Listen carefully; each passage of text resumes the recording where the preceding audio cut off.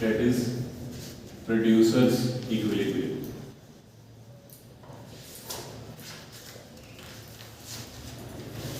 ठीक है, जैसे हमने पढ़ा कंज्यूमर इक्विलिब्रियम में होता है ऐसे प्रोड्यूसर का इक्विलिब्रियम में हो सकता है। और सबसे पहले प्रोड्यूसर होता कौन है? प्रोड्यूसर वो बंदा होता है कि जो आपको मार्केट में गुड्स एंड सर्विसेज क्या करता है, सप्लाई करता है ना, ये तो होता है।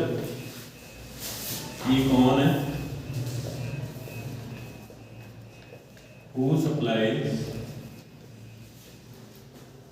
goods and services in the market या economy।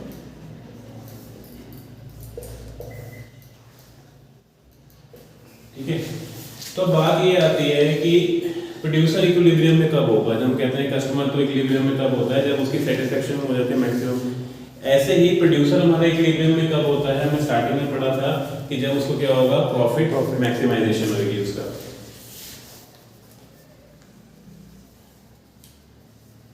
So producer is set to be in equilibrium. कब कहेंगे उसे हम?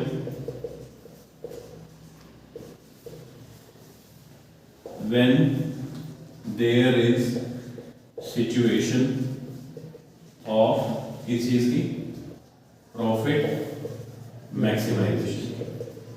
जहां पे उसका प्रॉफिट सबसे ज्यादा होगा वो सिचुएशन में प्रोड्यूसर आपका क्या होगा? इक्विलिब्रियम में होगा। अब प्रॉफिट को कैलकुलेट कैसे करते हैं? Profit is equal to total revenue minus total cost, ये कहेंगे, या शॉर्ट में टीआर माइनस टीसी, और प्रॉफिट का साइन होता है ये पाई, है ना। इसी को हम प्रॉफिट कहेंगे आपका, इसको प्रॉफिट कहते हैं। अब जो प्रॉफिट आपके ना तीन टाइप के हो सकते हैं। कैसे? एक होता है आपका नॉर्मल प्रॉफिट। नॉर्मल क्या होता है? जो वो पता ही है हमें, मतलब मिनिमम प्रॉफिट उसमें कमाना ही कमाना है। अगर वो नॉर्मल भी नहीं कमाएगा फिर तो लॉस की सिचुएशन होगी, फिर तो उसको कंपनी क्या करनी पड़ेगी? अपनी बंद करनी पड़ेगी। मतलब जो भी वो काम कर रहा है उसे वो करने की जरूरत नहीं है। ठीक है जी। फिर एक हमारा होता है सुपर नॉर्मल प्रॉफिट। अब ये कौन सी सिचुएशन है? जहां मतलब हमें एक मिनिमम प्रॉफिट से आपको एक्स्ट्रा मिल रहा है, वो हमारा क्या होता है? आपका सुपर नॉर्मल प्रॉफिट। एंड एक ऐसे ही होता है आपका सब नॉर्मल प्रॉफिट, या उसको बोलते हैं हम एबनॉर्मल लॉस। मतलब आपको जब मिनिमम से भी, नॉर्मल से भी जब कम आप पैसा मिले, प्रॉफिट अर्न करो, तो उसको बोलते हैं आपका क्या? सब नॉर्मल या एबनॉर्मल लॉस। ठीक है जी।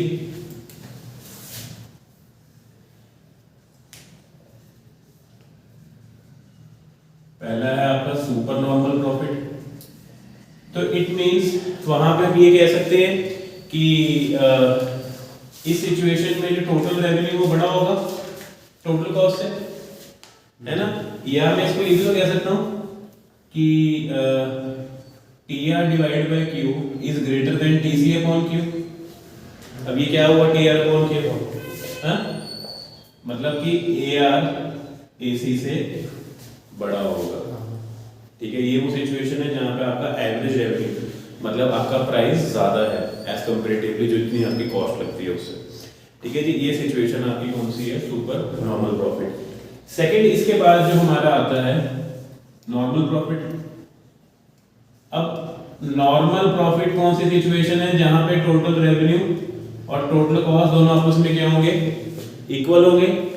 या हम कह सकते हैं T R upon Q is equal to T C upon Q. या हम कह सकते हैं कि एवरेज रेवेन्यू और एवरेज कॉस्ट यहाँ पे क्या होंगे? इक्वल होंगे। ये सिचुएशन होगी। तीसरी हमारी सिचुएशन आती है थर्ड, क्या बोलते हैं इसको? सब नॉर्मल प्रॉफिट, कि जितना नॉर्मल है उससे कम कमा रहे हो आप, या एबनॉर्मल लॉस भी कह सकते हैं इसको। तो इस सिचुएशन में क्या होगा? यहां पे मतलब हमारा जो टोटल रेवेन्यू है वो कम है और टोटल कॉस्ट क्या है आपकी? ज्यादा है आपकी। या हम यही सेम चीज कि T R over Q is less than T C over Q. Cost ज्यादा है और आपका वो कम है। और या हम ये भी कह सकते हैं इसको कि इस सिचुएशन में हमारा जो एवरेज रेवेन्यू है वो कम है as compare to average cost. ठीक है, ये बेसिक से इसका है पहले ही नोट। नेक्स्ट इसमें आपका आगे आता है दो प्रॉफिट्स और होते हैं आपके, ये अलग अलग टर्म्स हैं, आपको सिंगल मार्क्स में आ सकती हैं एक के नंबर में। एक होता है हमारा इकोनॉमिक प्रॉफिट, ठीक है जी। इकोनॉमिक प्रॉफिट आपका वो होता है जिसमें हमारी बोथ, मतलब अगर हम बात करें कि हमारी कॉस्ट, इकोनॉमिक प्रॉफिट कौन सा होता है जहां पे हम अपनी कॉस्ट में एक्सप्लिसिट और इम्प्लिसिट दोनों कॉस्ट को माइनस कर रहे हैं। मतलब बेसिकली इकोनॉमिक प्रॉफिट कैसा होगा, टीआर माइनस टीसी ही होगा, एंड टीसी में आपकी एक्सप्लिसिट भी है और इम्प्लिसिट भी है, दोनों कॉस्ट इसमें आपकी क्या है, एडेड है। बट इकोनॉमिक प्रॉफिट भी आगे दो टाइप्स का होता है, एक हम लोग अकाउंट्स पढ़ते हैं ग्रॉस प्रॉफिट और एक होता है नेट प्रॉफिट। तो शॉर्ट में लिखना जीपी मतलब gross profit, NP means net profit आपका। ग्रॉस प्रॉफिट जब हम निकालते हैं तब हम टोटल रेवेन्यू में से सिर्फ आपकी टोटल वेरिएबल कॉस्ट माइनस करते हैं। कौन सी? सिर्फ वेरिएबल कॉस्ट आपकी। बट जब हम नेट प्रॉफिट निकालते हैं तब हम टोटल रेवेन्यू में से टोटल कॉस्ट माइनस करते हैं। टोटल में कौन सी आ गई? फिक्स्ड भी आ गई और वेरिएबल भी आ गई। वो हमारा तब क्या निकलता है? आपका नेट प्रॉफिट निकलता है। एंड एक हमारा होता है अकाउंटिंग प्रॉफिट। कौन सा? Accounting profit. और ये कैसे निकलता है? जब हम अकेला टोटल रेवेन्यू में से टोटल कॉस्ट माइनस करें, बट टोटल कॉस्ट में सिर्फ इंक्लूड्स ओनली कौन सी? एक्सप्लिसिट। जब सिर्फ बाहर के खर्चे को ही हम लेके चले और फिर हम बताएं कि हमारा कितना प्रॉफिट हमने कमाया, उसको बोलते हैं अकाउंटिंग। हम कहते हैं वो तो इम्प्लिसिट तो हमारा ही है, हमारी चीजों में खर्चा लग, चलो उसको हटा दो। क्या बाहर का खर्चा निकल रहा है हमारा, कुछ बच रहा है हमें, तो उसको हम क्या बोलते हैं? अकाउंटिंग प्रॉफिट कहते हैं।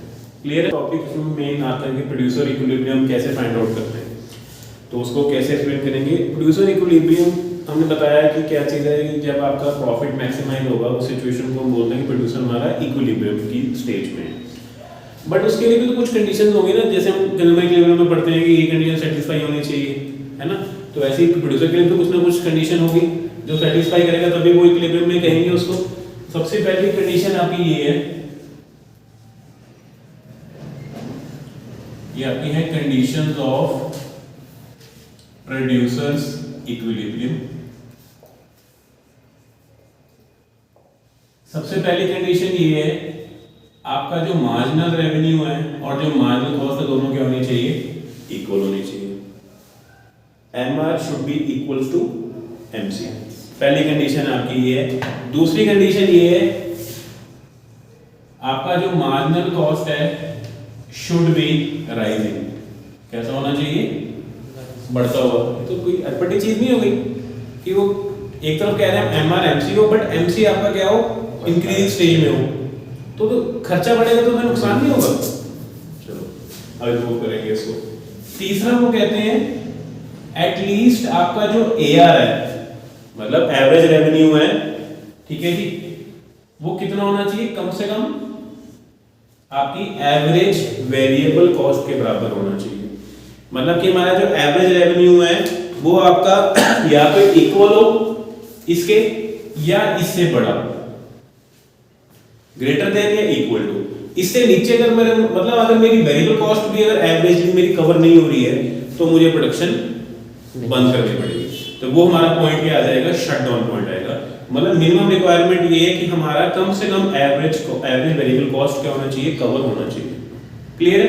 ये तीन कंडीशन है। अब इसको सेटिस्फाई करेंगे। एक टेबल बनाता हूँ, इसमें दी गई है हमारी डिफरेंट आउटपुट्स हैं और अलग अलग आउटपुट में हमारे ये मार्जिनल आपका रेवेन्यू है, मार्जिनल कॉस्ट हमारी है। अब इक्विलिब्रियम के पॉइंट ऑफ व्यू से पहली सिचुएशन तो ये थी, सेकंड यूनिट पे दोनों इक्वल आ रहे हैं, और कहीं आ रहे हैं मतलब ये 10th वाले पे,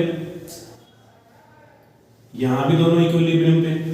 अब दोनों में से कौन सी सेटिस्फाई होगी सिचुएशन की जहां पे प्रॉफिट मैक्सिमाइज होगा? यहां नहीं होना चाहिए क्योंकि यहां पे तो खर्चा गिर रहा है। ये वो सिचुएशन है जहां पे MR MC के बराबर भी है और MC के फॉलिंग है। बट ये सिचुएशन कौन सी है?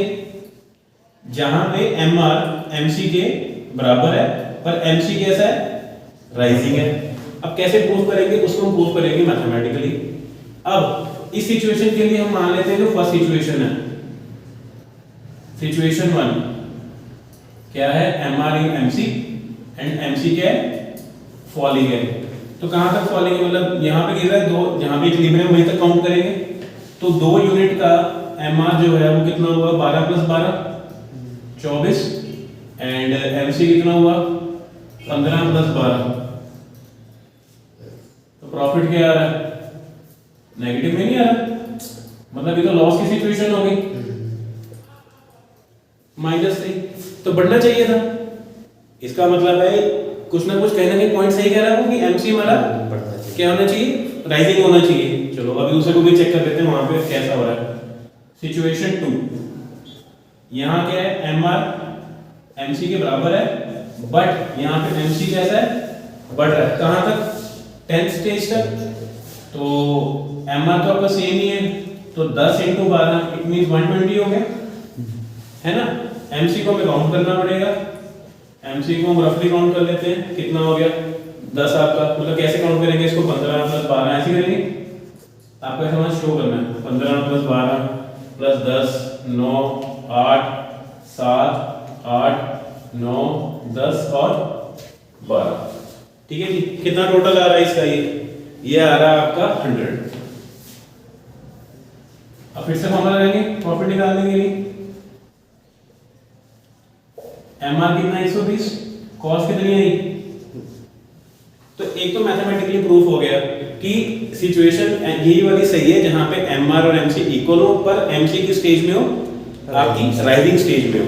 कैसे, अब उसका रीजन वैसे क्या नॉर्मली, अगर आप लोगों को याद हो प्रोड्यूसर आपका जो लॉ ऑफ वेरिएबल प्रोपोर्शन है जिसको हम क्या बोलते हैं प्रोडक्शन फंक्शन, उसमें हम क्या पढ़ते हैं कि अगर आप ध्यान से देखोगे उसमें जो आपका टोटल प्रोडक्ट है वो क्या होता है स्टार्टिंग में तो इंक्रीजिंग होता है। क्यों, क्योंकि आपके पास क्या होता है अभी आप नई नई लेबर लगाना शुरू करते हो, वेरियस फैक्टर को ज्वाइन करते हो फिक्स्ड के साथ, तो प्रोडक्शन बढ़ती है। और प्रोडक्शन बढ़ेगी तो आपका खर्चा क्या हो रहा है गिरना शुरू हो जाता है, क्योंकि स्टार्टिंग में क्या है अभी तो यूज ही नहीं हुआ फैक्टर आपका, जैसे जैसे यूज होता है तो आउटपुट आपका इंक्रीज करता है, हमारा खर्चा क्या होता है गिरना शुरू हो जाता है। बट अगर आप ध्यान से देखोगे जहां ये मिनिमम आ गया इट मींस आपकी प्रोडक्शन रुक गई, हमने अपना मैक्सिमम पॉइंट अचीव कर लिया कि मतलब उस फिक्स फैक्टर और इस वेरिएबल को लगा के हम इससे ज्यादा ना बढ़ा सकते हैं, ना मेरी कॉस्ट इससे ज्यादा मिनिमम जाएगी, इसीलिए ये सिचुएशन हमारे लिए फेवरेबल नहीं होती।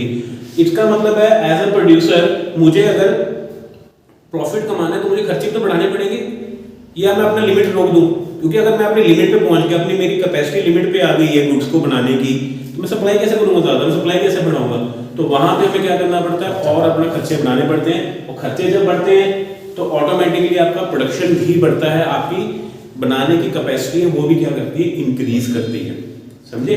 इसलिए हमें और फिक्स फैक्टर्स लगाने पड़ते हैं जिसकी वजह से हमारा क्या हो आउटपुट आपकी इंक्रीज हो, आपकी हमें फर्क नहीं पड़ता कि MC चाहे बढ़ रहा है, MC बढ़ता रहे कोई दिक्कत नहीं है, बट मैथमेटिकली हमने प्रूव कर लिया कि अगर आपका इस सिचुएशन होगी तो हमारा क्या होगा इस सिचुएशन में हम क्या है प्रॉफिट मैक्सिमाइज हो रहा है हमारा, मतलब कि ये सिचुएशन हमारी ये हमारा जो E वाला है ये सिचुएशन हमारी प्रोड्यूसर इक्विलिब्रियम की नहीं है, बट जो E1 वाला है ये हमारा प्रोड्यूसर इक्विलिब्रियम यहाँ पे आपका हो रहा है, क्योंकि यहाँ पे प्रॉफिट मैक्सिमाइज उसको हो रहा है। तो ये आपका इसका पूरा है कि प्रोड्यूसर इक्विलिब्रियम में है, तो आपने ऐसा ही लिखना है पेपर में, ये कंडीशंस पहले लिखनी है आपकी, टेबल डायग्राम ये हमने इसको एक्सप्लेन किया मैथमेटिकली, और जो मैंने बताया आपको कि due to law of variable proportion हमारा क्या होता है MC शुड बी राइजिंग होता है, क्योंकि MC बढ़ेगा तो इट मींस मेरे कैपेसिटी बढ़ेगी बनाने की चीज को,